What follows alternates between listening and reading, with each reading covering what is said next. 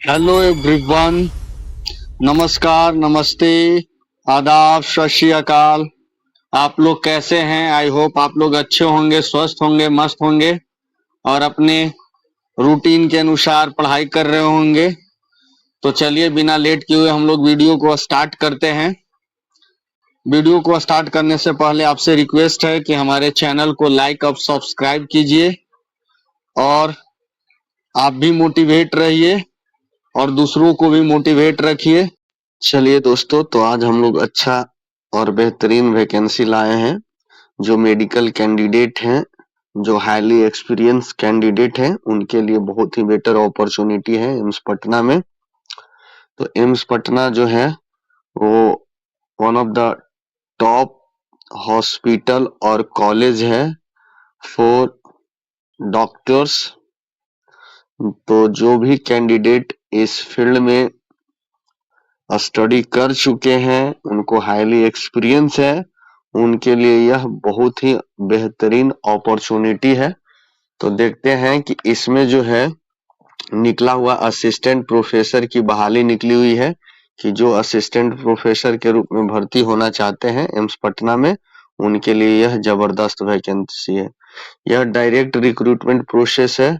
इसमें कोई ये एग्जाम देने की जरूरत नहीं है, किसी बोर्ड के थ्रू इसको एग्जाम कंडक्ट नहीं किया जा रहा है जो एम्स के द्वारा एवरी ईयर कंडक्ट होता है। बट ये डायरेक्टली जो है एम्स पटना के द्वारा इसे लिया जा रहा है। और किसके अंदर देख रहे हैं, ये जो है प्रधानमंत्री स्वास्थ्य सुरक्षा योजना, इसके थ्रू, और जो भी है इसको ऑनलाइन लिया जा रहा है और ये डायरेक्ट रिक्रूटमेंट बेसिस है। तो आप एम्स पटना के वेबसाइट पे जाकर इसको चेकआउट कर सकते हैं। जो स्टार्टिंग डेट है फॉर्म भरने का वो 20 मार्च से है और जो क्लोजिंग डेट है वो आप देख सकते हैं कि कब तक है, मई में है। 4 मई तक आप इसको भर सकते हैं। तो आपके पास बहुत टाइम है और टाइम इसलिए है क्योंकि इसमें एक्सपीरियंस कैंडिडेट चाहिए, तो बहुत सारे सर्टिफिकेट चाहिए क्योंकि उसी में स्कोर काउंट होगा। उसी के बेसिस पे आपको जो है इंटरव्यू के लिए कॉल जाएगा जो टॉप स्कोरर रहेंगे। तो इसीलिए उस चीज को अरेंज करने में थोड़ा बहुत में भी टाइम लग सकता है, इस वजह से ये दिया हुआ है।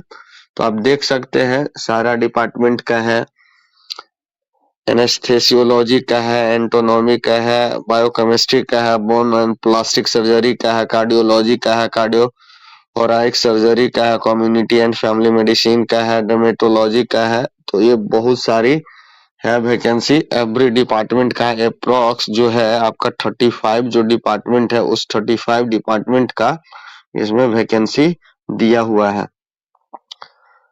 अब आप इसमें देख ले कि टोटल जो है 38 डिपार्टमेंट का दिया हुआ है। टोटल वैकेंसी अगर काउंट कर लिया जाए तो आपका 86 है, 86 वैकेंसी है जो, और जो भी बैकलॉग वैकेंसी है वो सारा इंक्लूड करके ये इतनी पोस्टें निकली हुई है।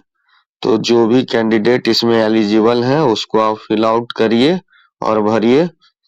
उसमें बाकी जो भी रूल रेगुलेशन है, जो रिजर्वेशन फैसिलिटी है कैटेगरी वाइज, वो सारा चीज इसमें भी है। इसमें देखिए कि इन्होंने ये भी दे रखा है कि अगर आपको ऑनलाइन जो अप्लाई करना है एम्स पटना के वेबसाइट पे जाइए, कीजिए। स्टार्टिंग डेट 20 मार्च से है, कट ऑफ डेट जो है वो 4 मई 2026 को है। इसके बाद जितने भी डिपार्टमेंट का वैकेंसी निकला हुआ सबका इसेंशियल क्वालिफिकेशन दिया हुआ है कि क्या क्या होना चाहिए। और देख लीजिए, पोस्ट 1 है असिस्टेंट प्रोफेसर का, एंथेसियोलॉजी का है। A medical qualification included in Schedule 1, 2 और Part 2 of the third schedule of the Indian Medical Council Act 1956 का है। उसके अकॉर्डिंग जो भी एलिजिबिलिटी चाहिए वो आपको फुलफिल होना चाहिए। उसके बाद चाहिए पोस्ट ग्रेजुएट चाहिए, एमडी चाहिए, कोई भी रिकॉग्नाइज्ड जो भी इंस्टीट्यूशन है वहां से, और आपको कम से कम 3 इयर्स टीचिंग और research experience from a recognized institution in the subject discipline concerned after obtaining the qualifying degree of MD। तो ये देख लीजिए, आपको कम से कम 3 साल का टीचिंग एक्सपीरियंस होना चाहिए, रिसर्च एक्सपीरियंस होना चाहिए, तब आप इस पोस्ट के लिए एलिजिबल है। और मोस्ट प्रोबेबली जो है वो सारे पोस्टों के लिए वही है। और देखिए कहीं कहीं जो है, जैसे एंटोनॉमी में देखिए मेडिकल कैंडिडेट अगर होंगे तो उनको ये एलिजिबिलिटी चाहिए, अगर जो नॉन मेडिकल कैंडिडेट होंगे तो उनको ये एलिजिबिलिटी चाहिए। तो बहुत सारे पोस्टें हैं जो मेडिकल और नॉन मेडिकल दोनों के लिए है। तो मेडिकल जैसे बायोकेमिस्ट्री में मेडिकल कैंडिडेट के लिए चाहिए, नॉन मेडिकल में ये चाहिए। आपको पोस्ट ग्रेजुएट होना चाहिए, मास्टर डिग्री होना चाहिए इन मेडिकल बायोकेमिस्ट्री या बायोकेमिस्ट्री से, फिर doctorate degree in the subject from a recognised university होना चाहिए, और 3 साल का टीचिंग एक्सपीरियंस होना चाहिए, तब आप इस चीज के लिए एलिजिबल हैं। तो इस तरह से सारे पोस्टों का एलिजिबिलिटी दे रखा, और उसके अकॉर्डिंग आप अगर एलिजिबल हैं तो इसको भर सकते हैं। अब देखते हैं इसमें, देखिए इसमें अगर देखिए तो essential qualification and experience for the post of professor और एडिशनल प्रोफेसर और एसोसिएट प्रोफेसर सबके लिए दिया हुआ। इसेंशियल क्वालिफिकेशन क्या चाहिए, इस प्रोफेसर, एडिशनल प्रोफेसर और एसोसिएट प्रोफेसर के लिए सबका सेम है। For the post of assistant professor of similar discipline, अब एक्सपीरियंस क्या चाहिए, for the post of professor medical candidate के लिए 14 इयर्स टीचिंग और research experience from the recognised institution in the subject discipline concern after obtaining the qualifying degree MD और MS, ये चीजें हैं। या 12 साल का टीचिंग एक्सपीरियंस चाहिए, 2 या 5 साल का कोर्स होना चाहिए after MBBS.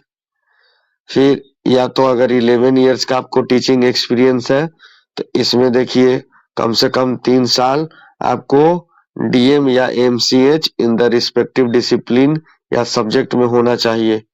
Non medical candidate के लिए 14 साल होना चाहिए।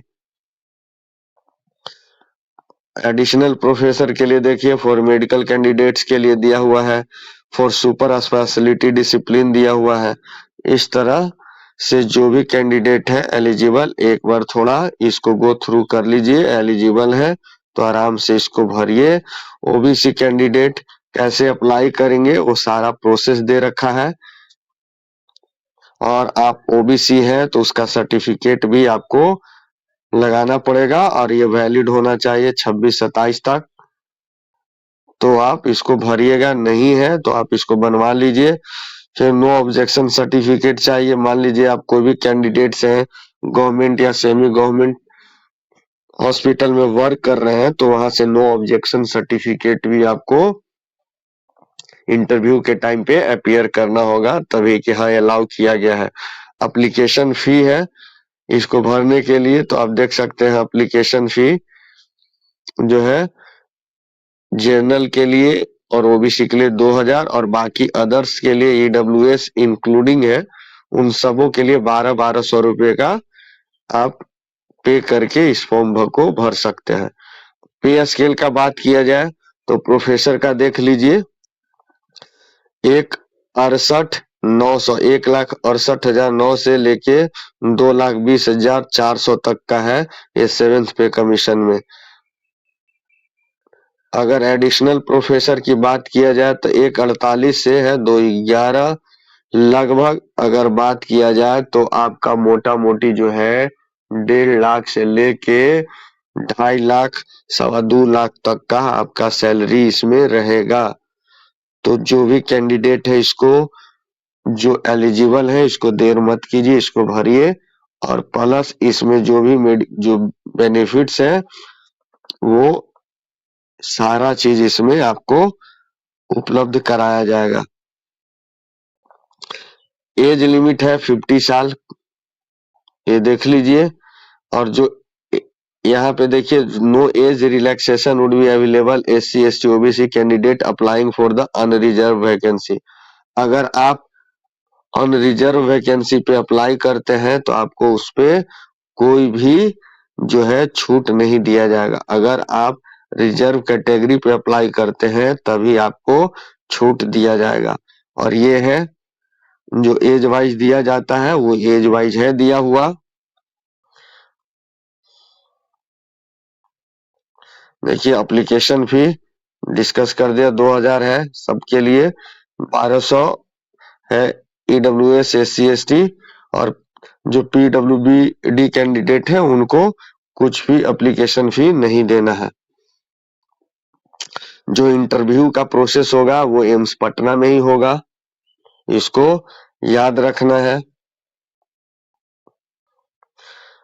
कोई भी अगर इंक्वायरी करना है तो आप इस पे मेल करके और आप इंक्वायरी कर सकते हैं।